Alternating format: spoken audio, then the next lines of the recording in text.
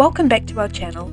I'm that arty mum Danielle, and it's time to paint something new from the comments section. Today's painting has been picked from the comments section of my Slytherin painting, where I had quite a few requests to see a red panda, so that's what we'll be painting today. Rather than a block colour background, this time I thought I'd experiment with a technique I saw a while back that gives this cool kind of marbled look.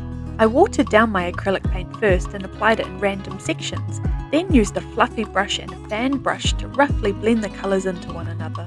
Some of the reference images I looked at showed sweet little red pandas perched in maple trees with beautiful orange and pink leaves, so that was the inspiration for the colour palette for the background of this painting. Next, I took a piece of cling film and applied it to the surface of the canvas while the paint was still wet, and made sure to gather the edges in places to help exaggerate the effect. I then popped it out in the sun for a bit, and once it was dry I pulled back the cling film to reveal this pretty fractured effect in the paint. I loved the texture, but it wasn't quite the colour I was after, so I mixed up a quick batch of a warm orange glaze and brushed that over the top to really give it that sunset tone. I then popped it back out in the sun, and once that had dried it was time to start sketching out the little red panda.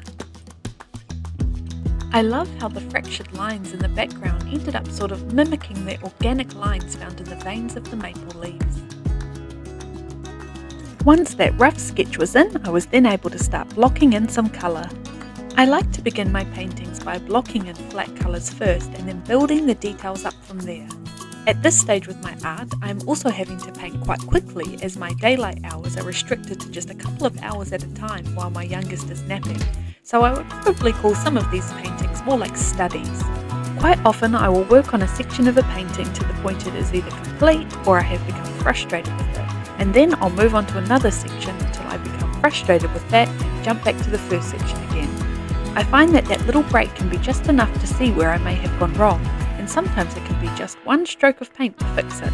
This sweet little red panda was both a joy and a fun challenge to paint.